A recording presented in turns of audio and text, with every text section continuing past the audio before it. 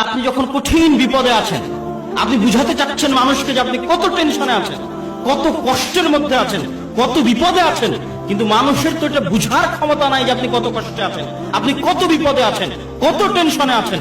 কিন্তু হুবহু আপনার মতো করে ঠিক যেই ফিলিংস আপনার, ঠিক যেই টেনশনের মধ্যে আপনি আছেন, হুবহু ওইভাবে আপনার টেনশনকে ফিল করা, যেই বিপদের মধ্যে আছেন হুবহু ওইভাবে আপনার বিপদকে আন্ডারস্ট্যান্ড করা, ঠিক যেই খুশির মধ্যে আছেন হুবহু আপনার মতো করে খুশিকে অনুভব করা, যিনি পারেন তার নাম লতীফ। আল্লাহু আকবার। কেননা আমার অন্তরকে হুবহু তিনি আন্ডারস্ট্যান্ড করেন। তাহলে আমার অন্তরের দুঃখ কষ্ট সবচেয়ে গিয়ে বেশি ভালো বোঝেন আল্লাহ। তাহলে আমার অন্তরের দুঃখ কষ্ট সবচেয়ে কাকে বলে বেশি মজা পাওয়া যাবে? আর মানুষের কাছে বলতে গেলে ছোট হতে হবে, আত্মসম্মান নষ্ট হবে, আত্মমর্যাদা নষ্ট হবে, আর আপনার বুঝানো লাগবে না। উনি লতীফ, উনি এমনি জানেন আপনার অবস্থা।